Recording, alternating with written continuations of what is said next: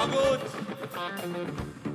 কাগজ আমরা দেখাবো, দেখাবো, কারণ আমাদের কাছে কাগজ আছে।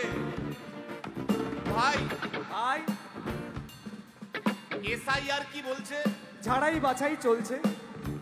ভাই ভাই মোদির নাকি টেনশন। প্রধানমন্ত্রী কত পায় পেনশন? ভাই ভাই এসব গান বাজনা ছাড়, চল প্রমোটারি করি, বড় গাড়ি চড়ি, ইলেকশনের মেজাজ বুঝে দলটা বদল করি।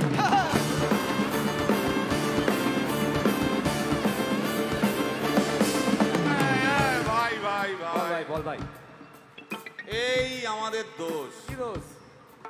গান বাজনা করতে এসে এসব কথা বললে রেগে যাবে। কে রেগে যাবে? আরে কে রেগে যাবে? কুণাল ঘোষ।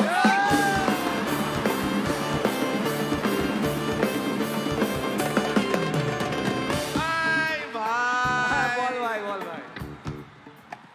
আরেক ঘোষ তো আছে। তাই নাকি?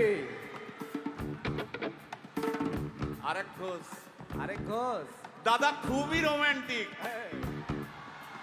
ঘোষ দিয়ে যায় চেনা, গয়না দোকান সব তুলে দাও, গরুর দুধের সোনা।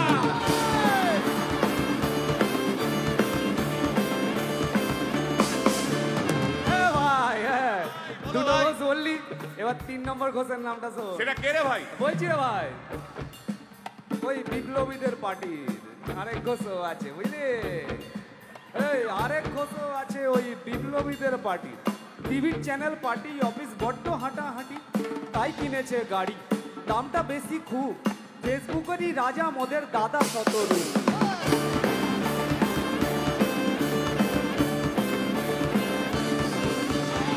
আচ্ছা ভাই, ভাই হিন্দু রাষ্ট্র হবে? বলছি পরের না, বলো বলো বলো সবে,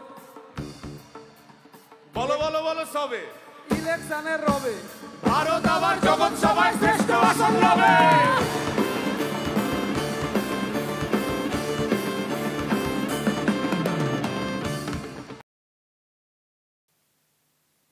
দর্শক, হুলিগানিজম বলে একটা তো হয়েছে, আপনারা জানেন, কলকাতায়। তো সেখানে অনেক গানই হয়েছে, তার মধ্যে এটা সোশ্যাল মিডিয়াতে খুবই ভাইরাল হচ্ছে।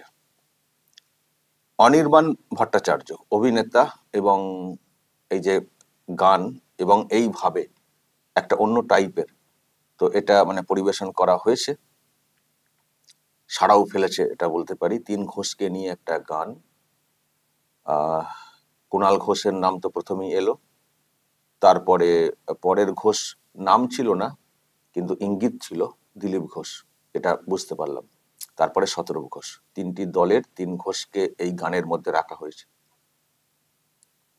তো তাদের সম্পর্কে তো ব্যাখ্যা দেওয়া হয়েছে, আপনারা বলবেন, কিন্তু আমি এই গানটা আরো খানিকটা আছে। আমি এটার মধ্যে যেটা মানে আমার খুবই নজর কেড়েছে বা মনে হয়েছে যে এটা একটা ভালো বার্তা, এবং এই রাজ্যে দাঁড়িয়ে এই কথাটা বলা। দেখুন, ওনারা কিন্তু সব পক্ষেরই সমালোচনা করেছেন, সব পক্ষেরই সমালোচনা করেছেন, কিন্তু তার মধ্যেও এসআইআর নিয়ে যে বার্তাটা দিয়েছেন, আমার মনে হয় এই রাজ্যে দাঁড়িয়ে এটা খুব কঠিন মানে দেওয়াটা।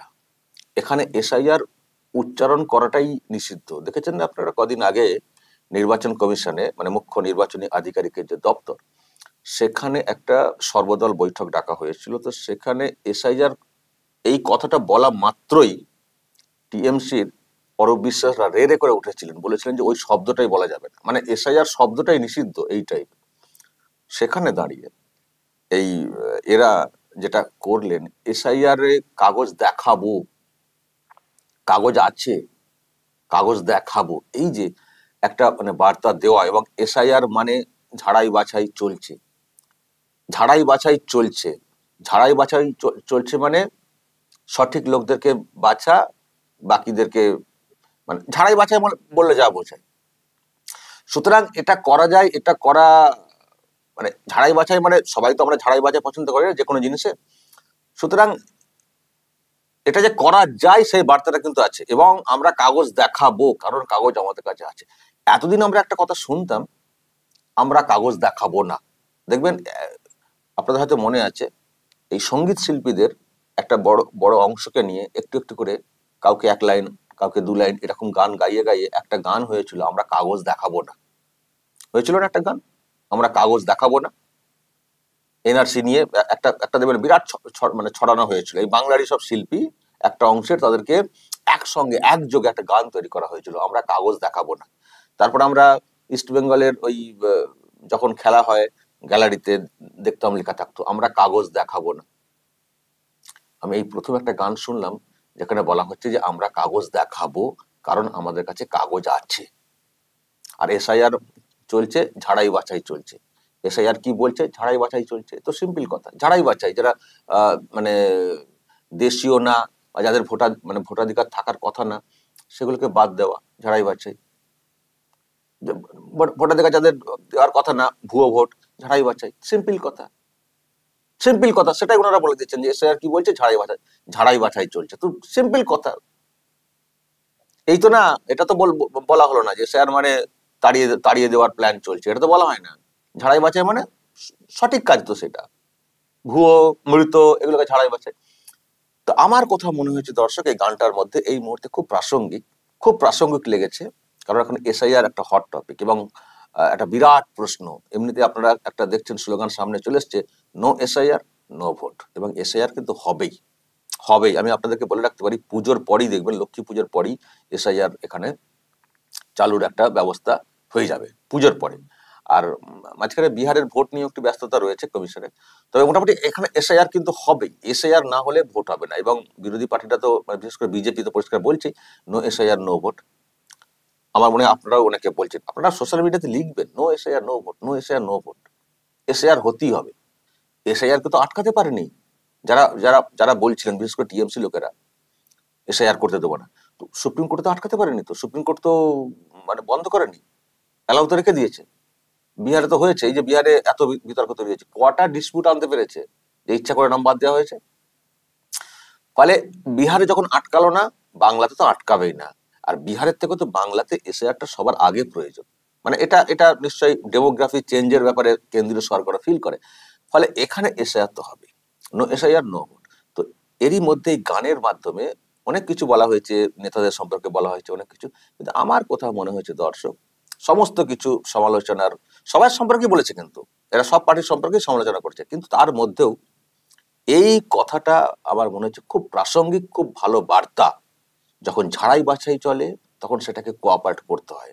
কাগজ তো আমাদের কাছে আছে, তো কেন আমরা কাগজ দেখাবো না? কিছু না কিছু কাগজ তো আমাদের কাছে আছে, তো কেন আমরা দেখাবো না? কেন আমরা ঝাড়াই বাছাই করতে সাহায্য করব না? আমি আবার বলবো, আজকের দিনে দাঁড়িয়ে এই বাংলার বুকে গানের মধ্যে এই অংশটা রাখা খুব তাৎপর্যপূর্ণ, খুব সাহসী একটা আমার কথা মনে হয়েছে দর্শক। সেই জন্য আপনাদের সামনে আমি এই অংশটা খানিকটা দেখালাম। অবশ্যই দর্শক আপনাদের মতামত থাকলে বলবেন, এবং কেমন করে গানটা হয়েছে, কত সুন্দর লেগেছে সেটাও বলবেন। অনির্বাণ ভট্টাচার্য অভিনেতা এবং গানের মধ্যেও নিজের একটা মানে প্রকাশ করলেন, অন্য টাইপের, অন্য আঙ্গিকে, ছড়া বলতে বলতে কার্যত যেভাবে একটা পরিবেশন করেছেন, আমার তো ভালোই লেগেছে। আপনাদের যদি কিছু বলার থাকে দর্শক বলবেন, এবং নজর রাখবেন আরামবাগ টিভিতে।